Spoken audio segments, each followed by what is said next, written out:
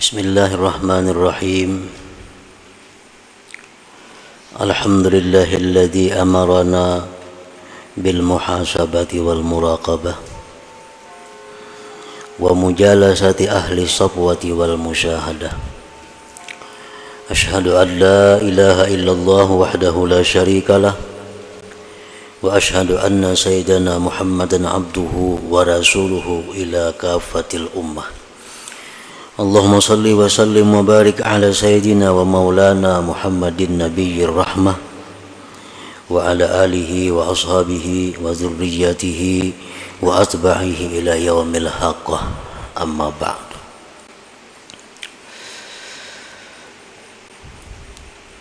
Yang kita hormati dan kita cintai para habaib dan para alim ulama, para muhibbin, hadirin hadirat rahimakumullah. Pertama-tama kita panjatkan puji dan syukur kehadirat Allah Subhanahu wa taala yang telah mengumpulkan kita bersama-sama di majlis di masjid yang penuh berkah ini. Dan salawat serta salam kita haturkan juga kepada junjungan kita Nabi besar Muhammad sallallahu alaihi wasallam dan kepada seluruh keluarga, para sahabat, zuriat dan pengikut beliau sampai hari akhir nanti. Para muhibbin rahimakumullah, al-hikmatul khamisata asyrata minal hikamil ataiyah. Qala al-Imam Ahmad ibn Athaillah As-Sakandari rahimahullah wa nafa'ana bi'ulumih.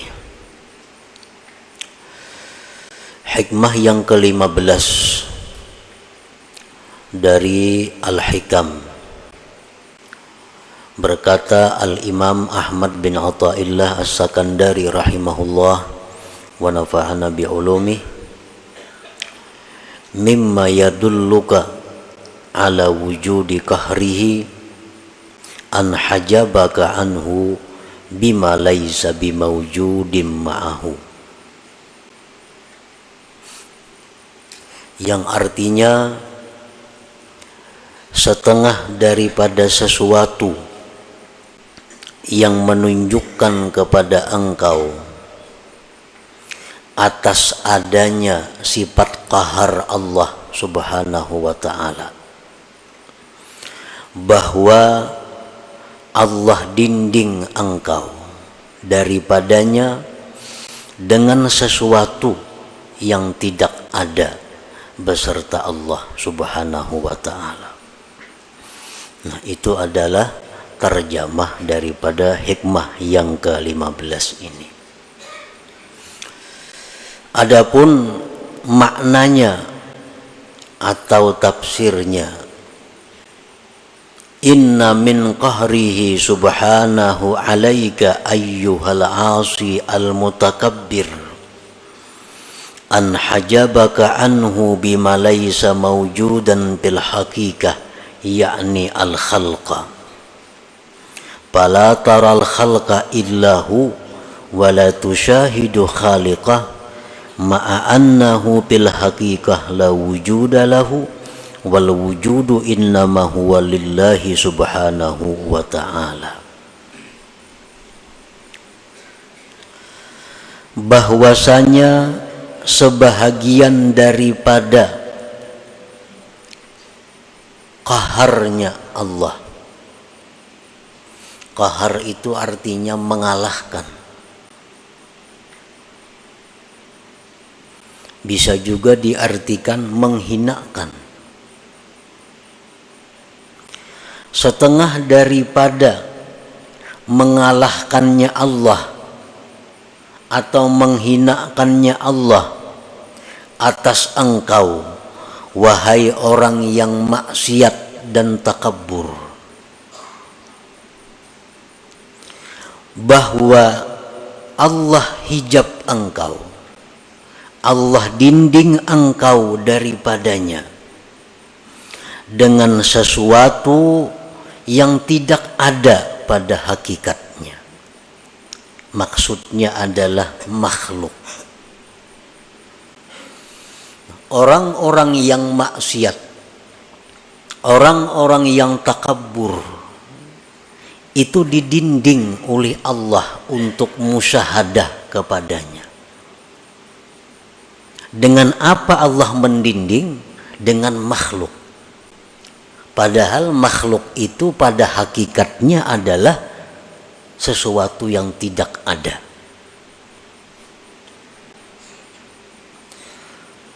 Nah, orang yang maksiat, orang yang sombong, pala taral khalqa, maka engkau tidak melihat akan makhluk, wahai orang yang maksiat.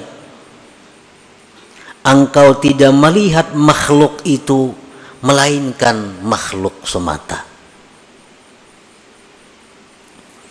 Engkau tidak bisa memandang, engkau tidak bisa menyaksikan, wahai orang maksiat, akan penciptanya makhluk itu.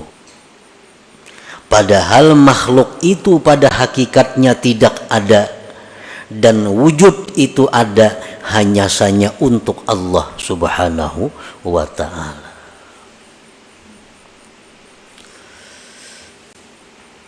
Nah, jadi orang-orang yang maksiat kepada Allah, orang-orang yang dirinya dipenuhi dengan dosa, siapapun mereka, mereka itu kada akan bisa musyahadah kepada Allah.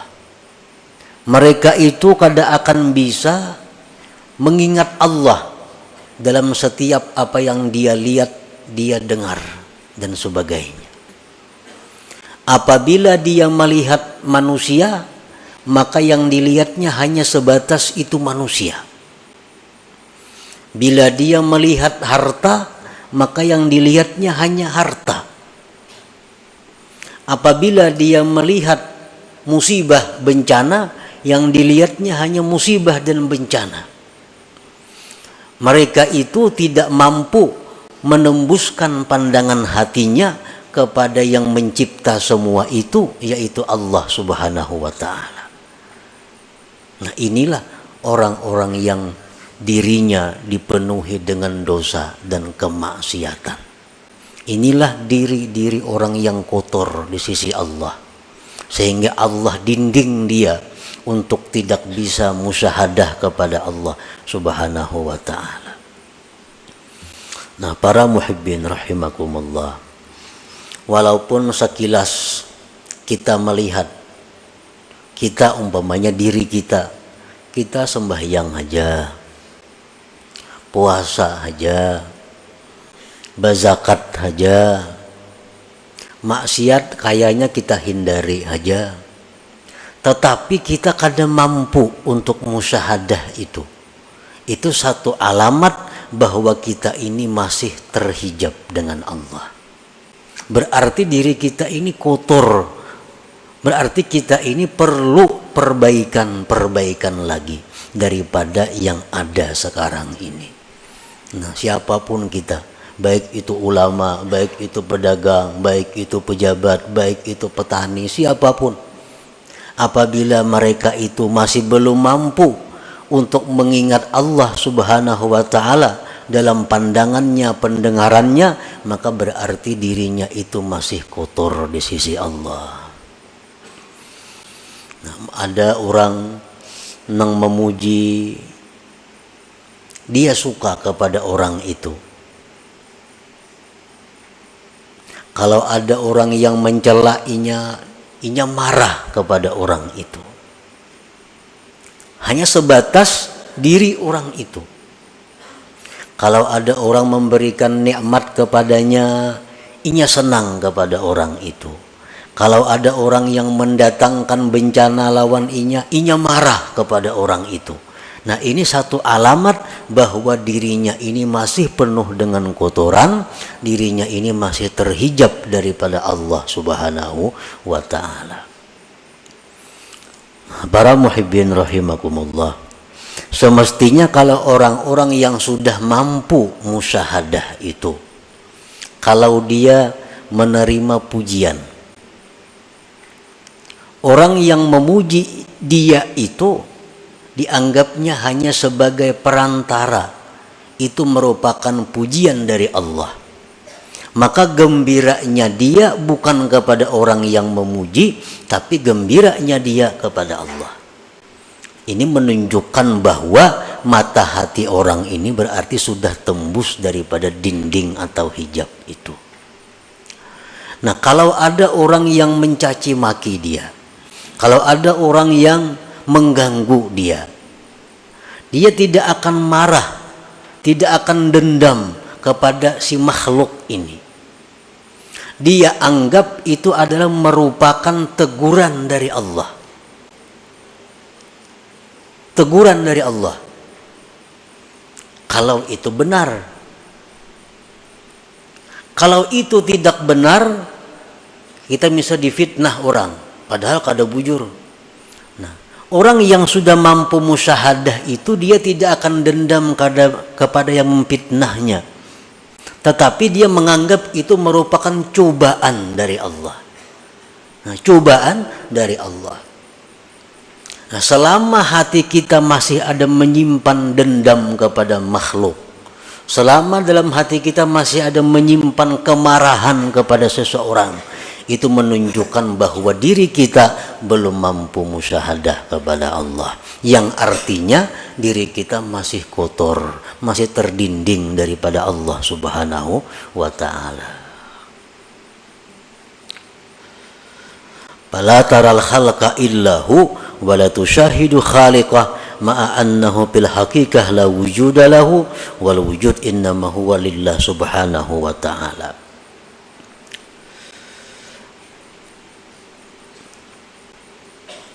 Fallahul wahidul qahhar yaj'alu ma la syai'a hijaban bainaka wa bainah.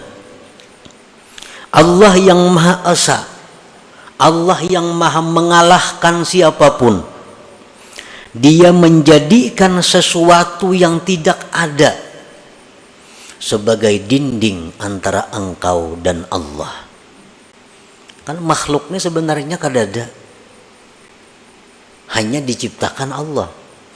Nah, nang diciptakan Allah ini diulah Tuhan dinding, diulah Tuhan hijab, sehingga orang-orang yang ahli maksiat ini, yang banyak dosa ini, pandangannya hanya kepada hijab itu.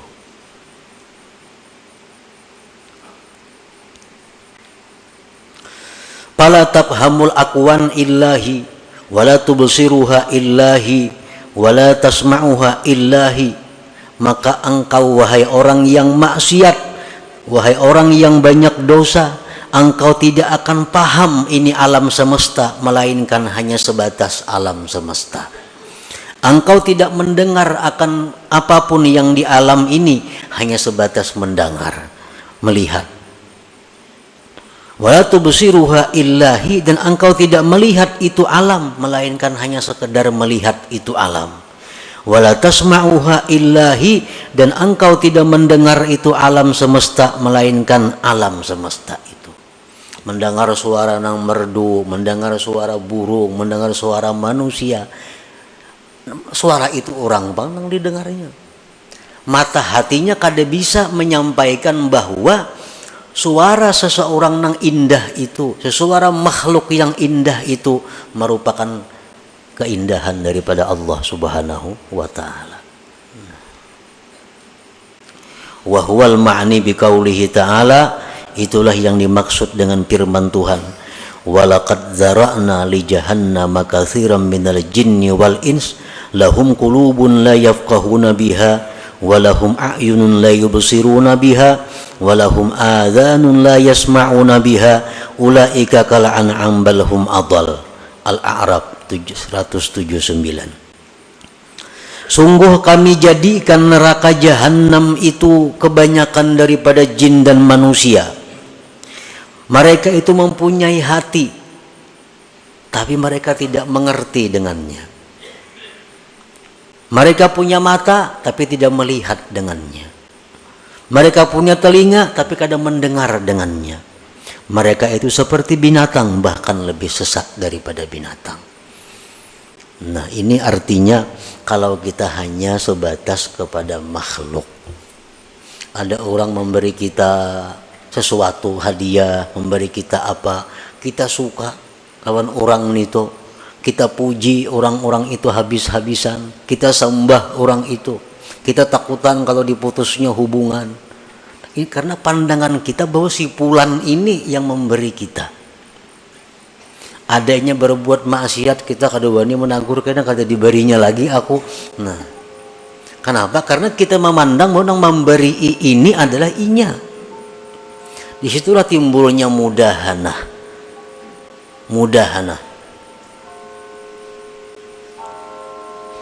Kalau ada orang nang menantang kita, kalau ada orang yang akan membinasakan kita, kalau ada orang yang mengganggu usaha kita, kita marah habis-habisan kepada orang itu.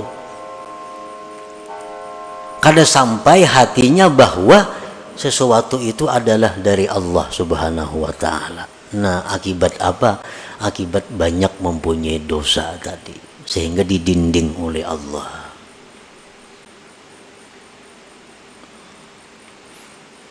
Makanya Rasulullah SAW dalam banyak hadis mengajarkan kepada kita agar selalu ingat kepada Allah. Dalam beberapa contoh, kita ada dapat nikmat, alhamdulillah. Disuruh kita mengucap alhamdulillah supaya kita ingat bahwa nikmat ini adalah pemberian Allah. Kita dapat musibah, disuruh kita mengucap innalillah wa inna ilaihi raji'un. Melihat sesuatu yang menakjubkan, subhanallah, maha suci Allah. Melihat ini bacaannya. Nah, itu pelajaran untuk musyahadah sebenarnya, agar kita bisa ingat kepada Allah dalam apa yang kita lihat dan kita dengar ini. Al-ma'asi kulluha sababun lihadzal hijab walakinnal kibra wal isti'zaza aqwa sababih. Maksiat itu seluruhnya merupakan sebab ini terdinding kita. Kenapa kita lupa Allah? Kenapa kita banyak kada ingat lawan Allah? Sebabnya kebanyakan maksiat. Tetapi yang namanya kesombongan, yang namanya merasa mulia, itu paling kuat sebab. Maksiat ini semuaan menjadikan dinding di hati kita untuk ingat kepada Allah. Tapi kalau maksiat itu bentuknya kesombongan, maksiat itu bentuknya merasa mulia, itu lebih tebal dindingnya.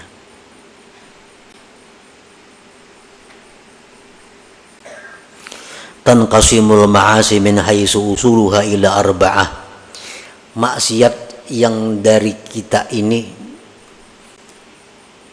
timbulnya dari 4 macam. Yang 4 macam ini ada dalam diri kita. Pertama, bahimiyatin wa sabu'iyatin wa syaitaniyatin wa rububiyah. Diri kita ini ada mempunyai sifat yang namanya bahimiyah, sifat binatang. Dalam diri kita ada mempunyai sifat kebuasan. Dalam diri kita ada mempunyai sifat syaitan. Dalam diri kita ada mempunyai sifat ketuhanan. Yang keempat-empatnya ini sumber dosa.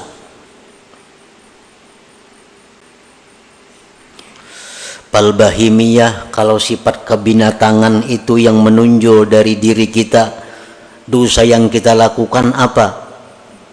Al-hirsu ala qada'i syahwatil batni wal farji wa min yatasha'abuz zina was-sarikah wa jam'ul haram.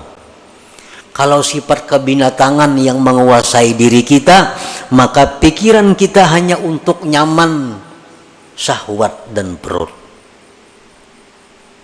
Orang yang pikirannya hanya untuk meluluskan nafsu syahwatnya, itu orang yang dikuasai sifat kebinatangan. Dari situlah timbulnya zina. Dari situlah timbulnya mencuri milik orang. Dari situlah timbulnya makan harta yatim. Dari situlah timbulnya riba.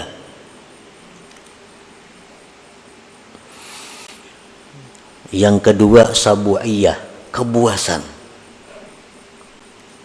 Al-ghadab, marah. Wal hikdu, dendam. Itu ada dalam diri manusia. Marah, dendam. Wa min yatasha'abul qatlu wa darbu wa idza'ul khalqi. Dari situlah timbul bisa membunuh orang, bisa memukul orang, bisa menyakiti orang. Kalau orang itu dikuasai sifat kebuasan ini, orangnya pemarah. Lah sedikit tempiling saku. Lah sedikit tampar saku.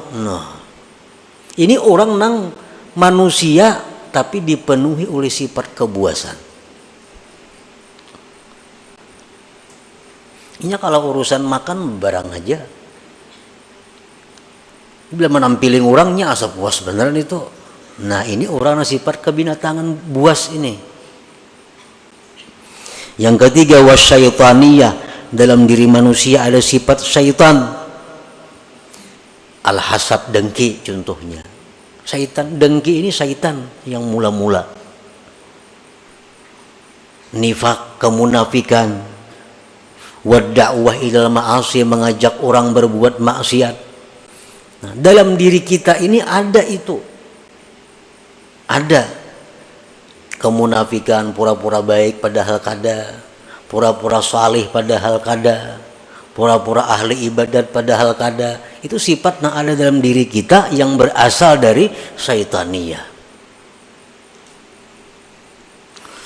Warrububiyah, yang keempat sifat rububiyah ini at-tashbih bi awsafir Rabb subhanah, ini hendak menyerupai Tuhan. Nah, kadang-kadang dalam diri kita ini ada timbul sifat rububiyah, hendak jadi Tuhan.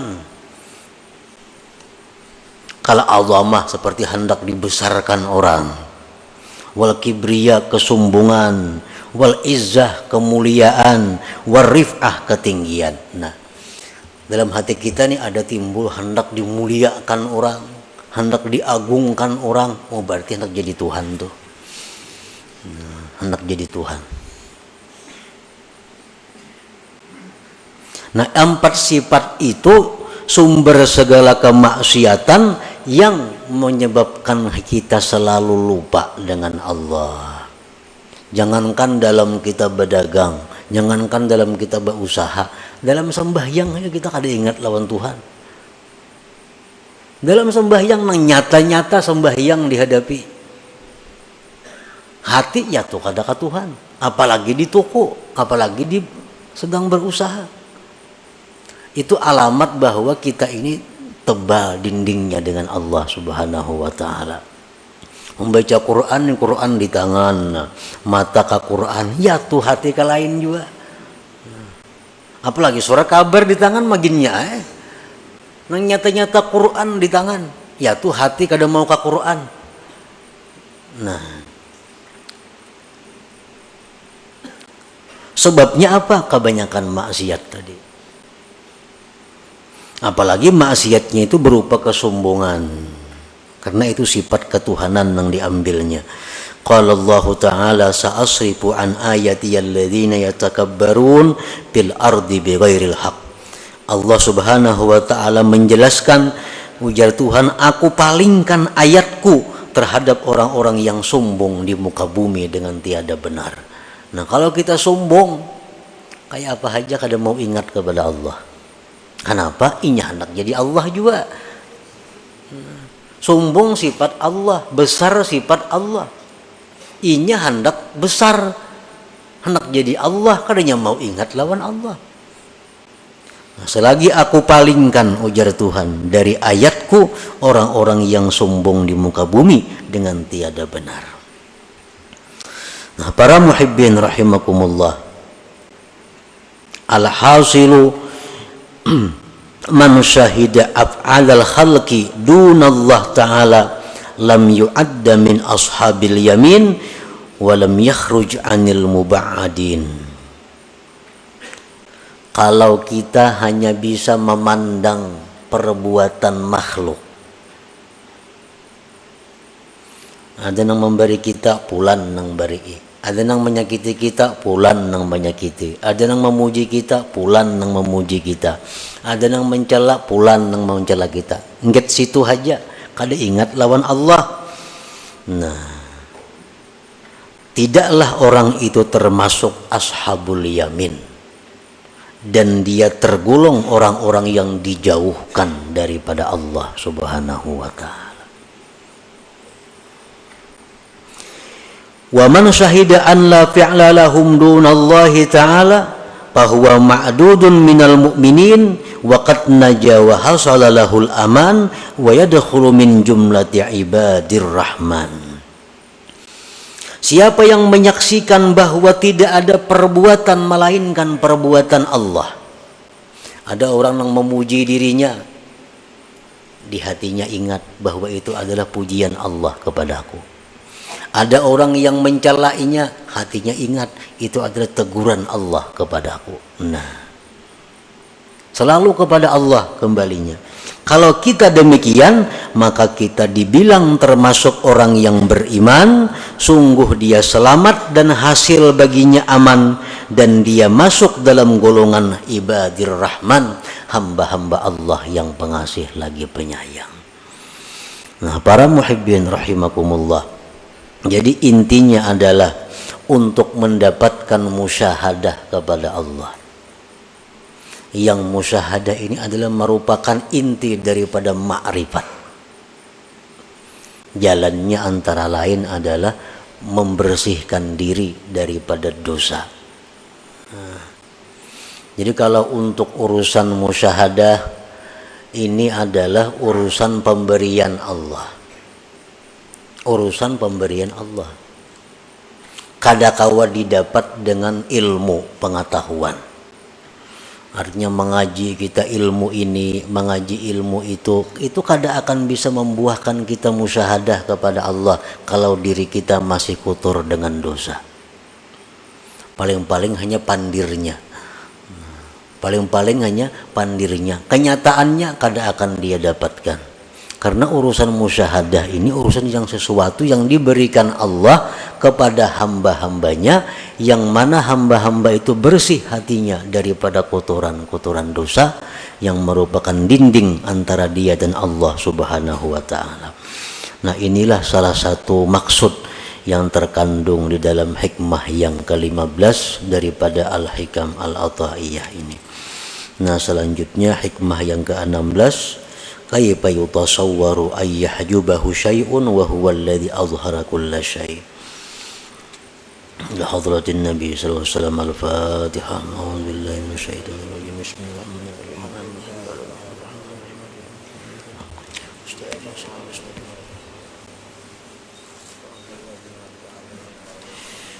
Ya Allah biha, ya Allah biha, ya Allah bihusnil khatimah. Ya Allah biha, ya Allah biha, ya Allah bihusnil khatimah. Ya Allah biha, ya Allah biha, ya Allah bihusnil khatimah. فيا أيها الرجل منه شفاعة صلوا عليه وسلموا تسليما.